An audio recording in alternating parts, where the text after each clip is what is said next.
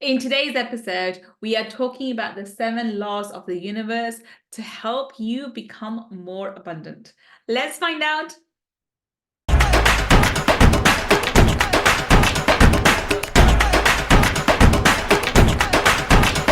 Welcome. This is Gull Khan, your money mindset expert.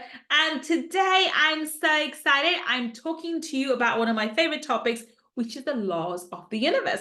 So I'm going to be talking to you about 7 laws. And to prevent this episode from being extra long, I'm going to go through each one of them quite rapidly. This is going to be a short summary of each. And then at a later date, I will do a dedicated podcast for each of these 7 laws. But today I thought, let me give you a quick summary of each of these 7 laws. There are more, but these 7 are picked because they are quite important. The important ones are the ones which are in terms of your wealth. So these will help you to become wealthy very, very rapidly if you understand them and apply them accordingly. Okay, so let's begin. The very first one is the law of perpetual transmutation. Now, this means that energy moves into physical form all the time. It's always going from the spiritual into the physical form. And the way this happens and the way the people need to, and this is where visualization comes in. The way this operates is the images you hold in your mind eventually become physical form. So let me explain. So this hand cream that I have at the moment, right? At one point in time, that was an image in someone's idea in someone's mind. And then the idea took form and it became an image that they had. And then that image went onto paper. And then from there, the ideas went forward and that ended up being, the hand cream.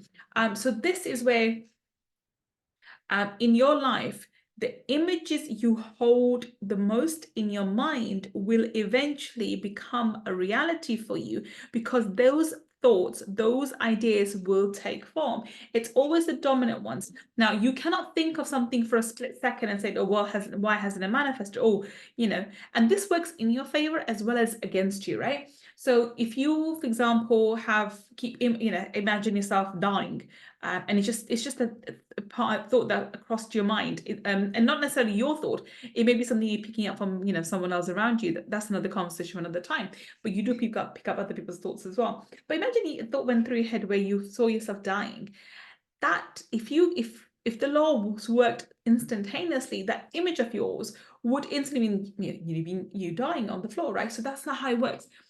The way to understand this law is it's the continuous thought, the continuous idea, the continuous image that's planted in your mind that you repeat to yourself either consciously or unconsciously again and again and again and again, which takes physical form. It has no other option. It has to do so.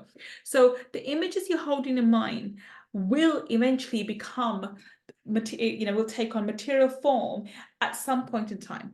And the stronger that you have, the more you visualize, the stronger emotions you sort of attach to it, the faster it will happen. Simple as that. Okay, that's number one, the law of perpetual transmutation. The second law we're going to talk about is the law of relativity. Now, what do I mean by that? This is where, in terms of the universe, nothing's big or small. Everything is, it is, right? So nothing's good, nothing's bad, nothing's big, nothing's small. It just is. It just is. So this is when we talk about, for the universe, giving you £1 or giving you £1,000,000 or giving you £1,000,000,000 is exactly the same. It doesn't really matter to the universe whether the spiritual form takes form into a pound or £1,000,000,000 or £1,000,000,000,000. It's neither here nor there. It's going to happen all the time. So when you when you look at your life and you think, oh, my life's over, everything gone to pot, this is where you start looking up to life from those, from the victim mentality, and you spiral downwards. All of these laws will help you to build abundance because this is where you need to take a stand. Whatever your life is, it is. Okay? Whatever's happened in your life, your partner leaving, your wife leaving, your husband leaving, you losing the job, you losing the business, you losing the house, you were betrayed. I mean, that's just is. And I can tell you from personal experience, you can either sit there and become a victim of all these situations, or you think, okay, that's c'est la vie, so it's just life, so it is. This is the status quo. This is where life is. Okay, how do I move away from it? How do I improve it? How do I focus on what it is that I want rather than what I don't want? Far too many people get stuck on like, oh my God, this is awful. I can't believe this happened. How could they do this to me? And you wallow in self-pity and you spiral downwards. The point behind this law is if you take everything as the way it is, nothing's big, nothing's small, nothing's huge, nothing's good, nothing's bad. It is where you make it. And everything is. It's just a circumstance. And you just have to interpret it in a way that can work for you. I promise you, there's a lesson that I learned from Bob Proctor years ago. And he said there's a silver lining to every cloud. And there's always, there's two sides to every coin. If a situation looks really, really, really bad, then because of the universal laws, there has to be an equal opposite positive side to it as well. But the problem is, far too often when something goes bad according to what we think is bad, we spend all this time focusing on the bad part that we fail to recognize the goodness inside of it. And goodness is always present. We just fail to see it. And this is where this law of relativity comes in. If you see everything as is, it's neither big, neither small, no bad, no good. It is. And this will stop you becoming complacent when things are, according to you, are going in your favor. And at the same time, stop you becoming, despondent when things don't appear to be going in your favor, right? So understanding this law is imperative for you to be able to go through your life. This is such an important law for entrepreneurs, because as an entrepreneur, your life is going to be full of turmoil. You're going to have ups and downs. The highs are going to be really high, the lows are going to be really low. That's unfortunately the journey that you get on. As an entrepreneur, you have no option about it. So if you don't want to be an entrepreneur, that's a different story. But if you wish to be an entrepreneur, you're going to be on this turbulent journey, and you're going to have these ups and downs. And this is why this law of relativity can be really, really beneficial to keeping you stable and grounded, not only when things go bad, but also when things go good, because you won't, become complacent and won't do things out of character. Okay, brilliant. That's law number 2. Law number 3, this is my favorite one, the law of vibration and attraction. So we all heard about the law of attraction, and people go on about it again and again and again. And so I'll just briefly touch upon what is the law of attraction. There's 3 principles to the law of attraction. Principle number 1, everything vibrates and nothing rests. Everything is always in a state of vibration. Nothing is stationary, absolutely nothing. Well, this means that if everything vibrates, then that includes money, okay? Money has a vibration too. And principle number 3 is, if that's the case, then if you are aligning yourself in harmony with the vibration of money, then money has no choice but to come to you. Those are the 3 principles of law of attraction, right? So then the question is, how do we come into alignment with money? And the way to do that is to understand what causes your vibration. How do you know what vibration you are? Well, your conscious awareness of your conscious awareness of your vibration is a feeling. So basically, they say the other way around, your feelings determine your vibration. Make sense? Okay. So your conscious awareness of your vibration is the feeling you're at, or say the other way, your feelings determine the vibration that you're going to be at. So if you are hopeful, you're vibrating at a particular frequency. If you are despondent and in state of despair, you're going to be at a different frequency. If you're in love, or you feel love and joy and happiness for the world, you're going to be a different frequency. That's how it is. Okay. So your thoughts control your vibrations and your paradigms, because your thoughts determine your feelings. So if you keep thinking, oh, I'm amazing and the world loves me and people love me, you keep having those thoughts, that will become your paradigm, and that will determine your vibration, because you'll be constantly thinking, everyone loves me, the world's wonderful, everyone's just amazing. Now reverse that, keep it the other way around. If somebody goes around thinking everyone's out to get them, nobody likes me, everyone hates me, everyone thinks everyone's a cheat, everyone, etc., those are your thoughts, and that's going to become your paradigm, and then that is going to determine your vibration, right? So your vibration is determined by your thoughts, which determines your feelings. Okay.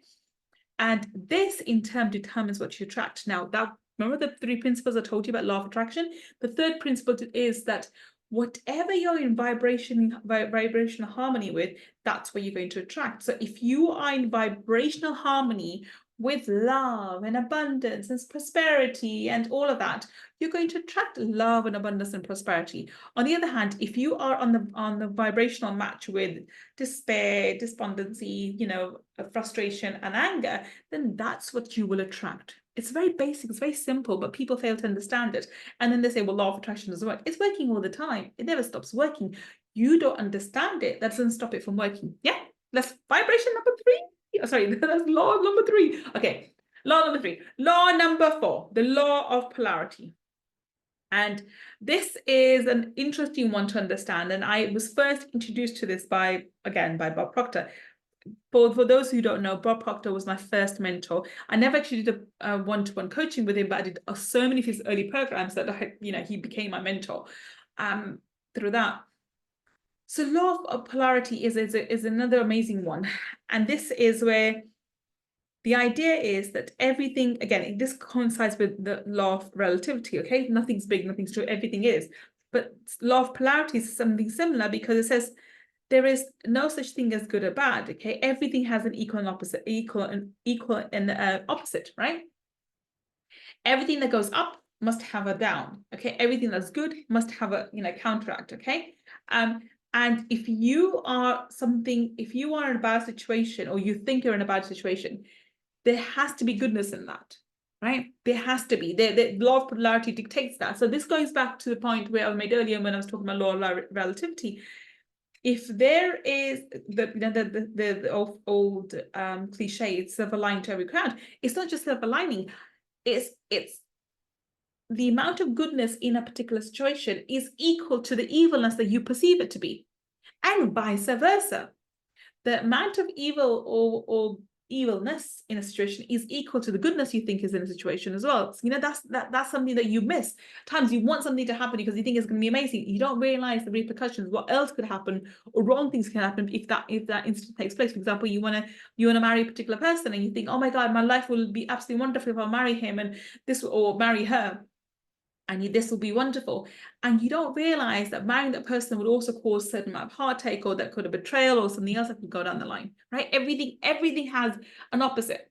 So if you constantly look for, this is where I always say the way to use this law, and the way I've used it over the last since I became aware of it, was I always think if a situation is really, really bad, then there has to be goodness in it.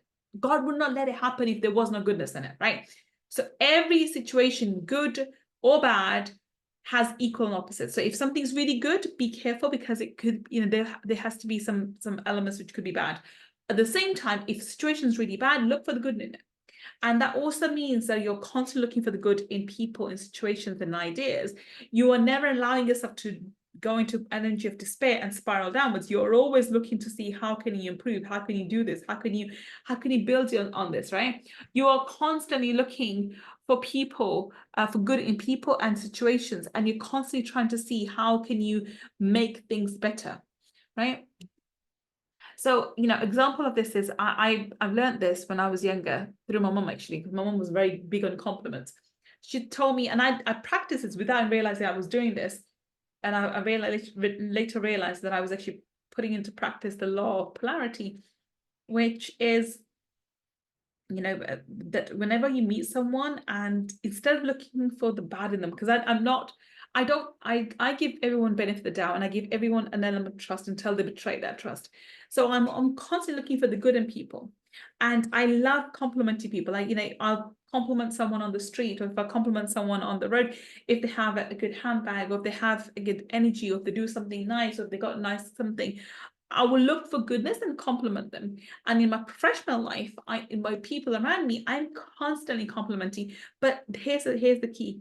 I'm giving genuine compliments. I'm not buttering them up for no reason. I look for genuine compliments, and I appreciate people. I'll say thank you all the time. I'll say thank you for the work that people do.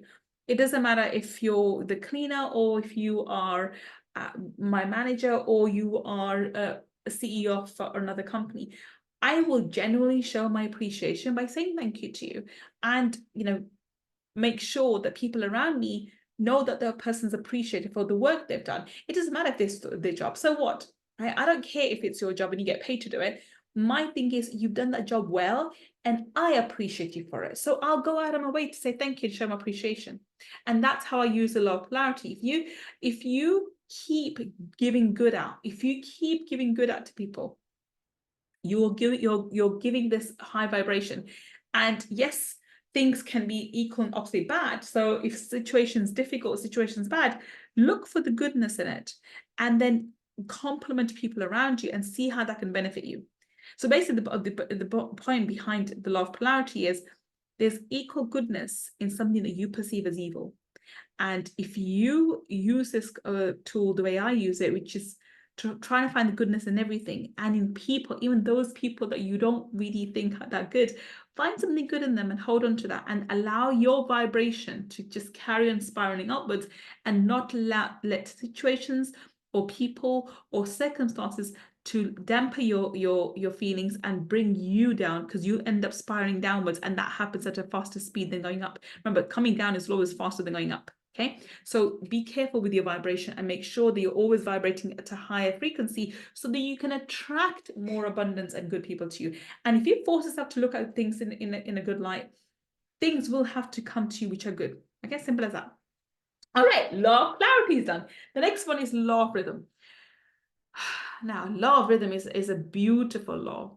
It's where you need to understand there's an ebb and flow of money, right? I keep telling people when I talk about money, I always say there's an ebb and flow of money. You need to understand the tide goes in, the tide goes up, right?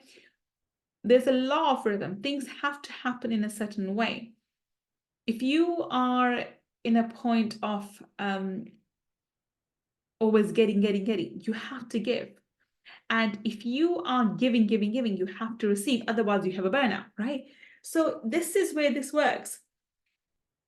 When you have to understand that at times things are not going to go in your favor. You are going to have down moments. You are going to be in a situation where the tides goes out, everything's working against you.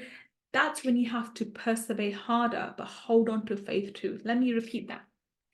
When things go south and they look like everything's falling apart, this is the moment you hold on to your faith with the expectation that there's a law of rhythm in operation here.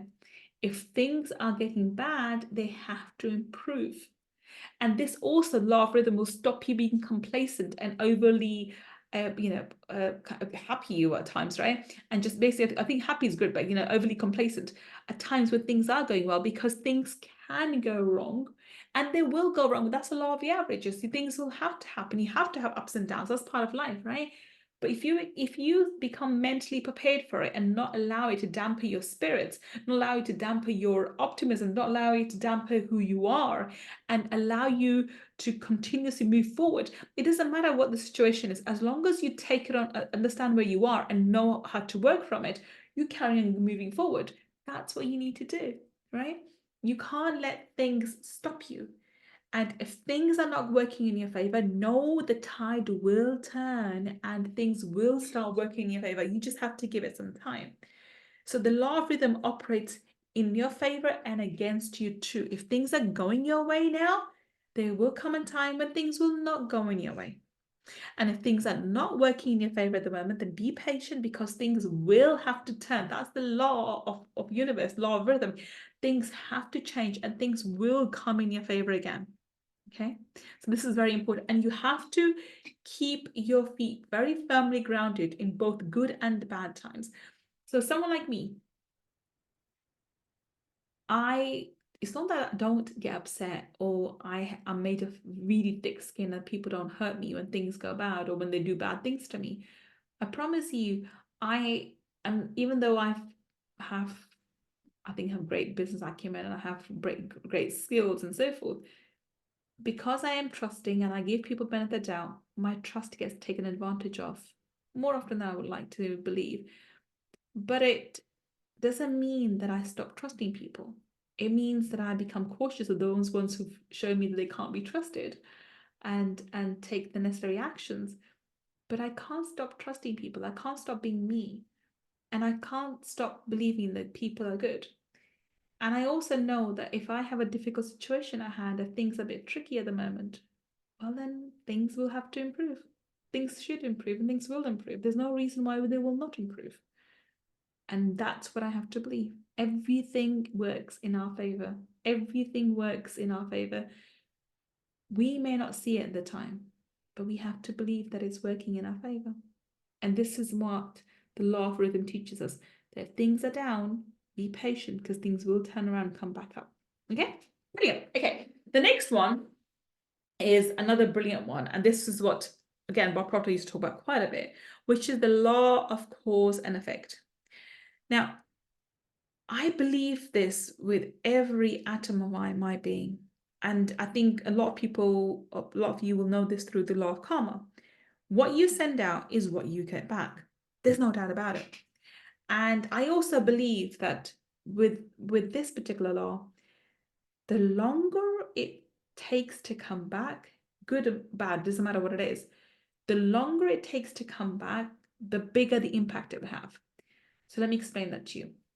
If you imagine a boomerang, you send a boomerang out. That's the law of cause and effect. If you do something, you've sent something out into the universe. It's like sending a boomerang out. The quicker it comes back to you, good or bad, it could be a good thing you did or a bad thing you did, the smaller the impact. The longer the boomerang takes to come back at you, the greater the force and velocity it'll hit you with, and the greater the impact. So if you've done something bad and it takes a long time for that thing to come back to you, it's going to have that much of an impact. Same principles apply. If you've done something good and it takes that much longer for it to come back to you, then be prepared because it's going to have a greater impact too. For example, if you plant acorns, if you plant an acorn, you get an oak tree, right? You cannot possibly get corn if you plant mangoes. You just can't, right? Whatever you plant is what you're going to, whatever you plant is what you're going to, going to get at the end. We have this saying that if you are sowing seeds of corn, you cannot be making, asking to harvest wheat, right? It doesn't work in that in those different scenarios, right? But people forget that in the day-to-day living. And I promise you, this is one thing that people forget all the time. They think they can cheat, they can manipulate, they can cut corners, they can they can fraud things, and it won't come to bite them. It does. You cannot cheat the universe. You just can't. You might be able to manipulate man-made laws. You might be able to go through some loopholes in tax evasions. You might be able to cheat some people, someone like me who's very trusting. You might be able to cheat someone like her. In business, in profession, I'm talking in profession terms at the moment. It's possible you can do those things. And yes, the people may not even realize it, right? That's not what I'm talking about. I'm not saying those people would come back and take revenge or seek revenge. Someone like me won't even bother. I would just say, I'll let you be, let your karma deal with it.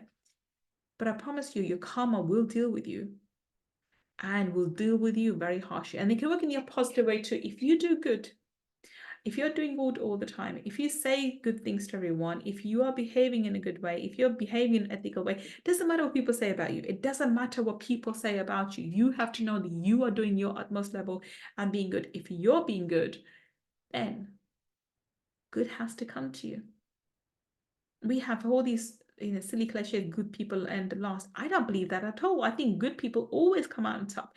It does take longer. So from the external point of view, it may look like that, someone who cuts corners and is, is manipulative and is cheating, whatever, is excelling in life. In the long term, they fall flat on the face because karma will eventually catch up with them. Whereas someone who's good will may seem to be making slow progress, but they will make good progress and they will succeed. Simple as that. Okay, so that's my point about it. And that's a lot of the law of cause and effect. And I hope you understand you cannot get something different to what you put out into the world. And if you focus on putting out love, respect, and goodness in the world, that's what you will get back. And the way this works with abundance is, if you believe that if you're in a business situation, you need to create a win-win situation. And even if you get cheated on, so please remember this, I will never teach you something that I don't practice in my own life. Even if someone, so I'm not saying if someone does something wrong in business transactions, there aren't repercussions. There's always repercussions. So you deal with them accordingly through the law, through your lawyers, etc. But don't hold any ill grudges in your heart for them. Forgive them. Let them be. They're going to have to deal with their own karma. They're going to have to deal with themselves anyway. Why do you need to send them ill feelings as well? Let them deal with it. I'm not saying not to do it legally and do all the right things you need to do to protect yourself and your business, but don't have grudges in your hearts. It's not worth it. Just have positive feelings. Cut cords with them and let them be, and you be, and you just prosper and just give love and blessings out into the world, and let their karma deal with it, whilst you prosper because you are sending out good karma. Okay, law of cause and effect. Okay, brilliant. So now, then the next law we're going to do is the final one, which is the law of gender. Now, this was a bit weird one when I first learned about it from Bob Proctor. But it's come to, it's made a lot of sense to me over the years. And the basic principle behind this is there's a gestation period for everything. So yes, we've understood the law of cause and effect. So if you have to plant seeds and you have to plant the right seeds, but we get impatient and we're like, why isn't this happening and whatever. The law of gender tells us that there's a gestation period. So if you plant something, if you are trying to manifest something, be it partner, be it health, be it money, be it business, be it the house, whatever you want to manifest, from the point you get the idea, the point that you decide that that's the thing I want, and you start manifesting it, through various manifestation techniques. And I use energy healings and energy clearings to manifest, but through visualization or whatever technique that you're using. When you start using those techniques and start manifesting this particular thing, for example, a house, there's going to be a set period, which is the gestation period, between you planting the seed of that desire to you attaining it in the physical 3D world. And the reason for that is, whatever you desire you have, it's already in the spiritual world. There's a time period that takes from it to go from the spiritual world into your physical 3D world. Now, how long it takes for that transmutation to happen, and remember the first law of the universe, which is the law of transmutation, how long that takes is dependent on various factors, and some of them are out of your control. This could be timing, the divine right timing. This could be something to do with understanding. It could be something to do with the laws of man. It could be various factors. It could be God has to get X, Y, Z in place, and in order for that to happen, it's going to take 3 months time, or 4 months time, or a few years time. And sometimes it's, for example, if you're trying to manifest your ideal partner, it's because you have to develop into this partner and a person, and this other person has to change and develop into this person too, that eventually when you two meet, you are the ideal people. Whereas right now, you may not be his ideal person, because you will not be what he needs, and he may not be what you need. So there's a time delay that's essential for you to become the people that you need to be in order for you to be a perfect match. So this is one example. This works for everything. Everything, the law of transmutation says things are always moving from the spiritual into the physical. How long it takes for that to happen, especially when you're actively manifesting, when you want to manifest your desires and you become impatient with it, that's when things go wrong. So every time you become, why isn't this happening? It never happens. It's taking so long. When you behave in that manner, when you start becoming impatient, that is when you cause things to delay for yourself. Now, I always say this, and I think Steve Harvey said it best. When you manifest, you're manifesting from the house of faith.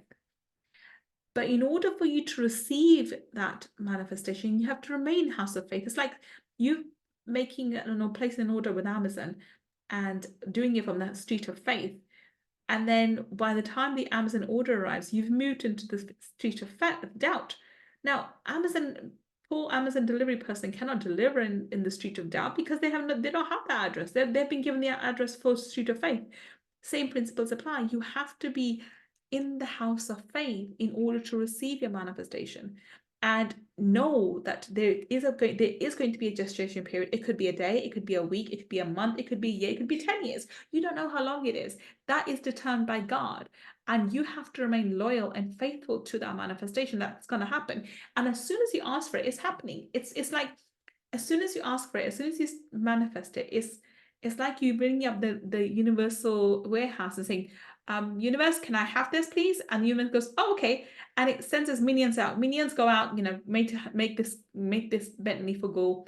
And because I haven't received it a year or 2 years later, I say, well, this is happening. It can't happen. And that's equivalent to you picking up the phone and saying to universe, cancel the order. I don't want any more. Right? That's equivalent to it. When you have doubts about whether you're doing it is right and whether it's going to happen or if it's going to happen, those doubts create the delays. They elongate the delays. And this is where I think this law is the best one to teach you about faith. You need to have faith when things do not look like they're happening. Or at the beginning and the mid, especially in the middle, and towards the end, when you start seeing something becomes, or you can see it happening and about to come to light, it doesn't require as much faith. Faith is required initially for you to start the manifestation, and especially in the middle when you can't see anything. And know that the law of gender is telling you there's a gestation period, and it will come into light. It will come and take into physical form. It just needs time, and you have to be patient. Your goals will manifest when the time is right. Know that they will, but know that the timing is not within your control. It's within divine right timing, not your right timing. Okay, so I hope you enjoyed these 7 laws of the universe. They were brief outlines of the 7. I think each one of them is important enough that it deserves a podcast episode on its own. So I might just delve into each of these on your own. If you do want me to do an individual podcast on each of these the universe laws, then drop me a line. Either if you're watching on YouTube, then drop a message below, or if you're listening to us on the podcast or any of the platforms of the podcast, then drop us a comment and let me know. Anyway, I will see you next time, and I will speak to you next time. Until the next time, this is Gull Khan signing off. Take care and bye for now.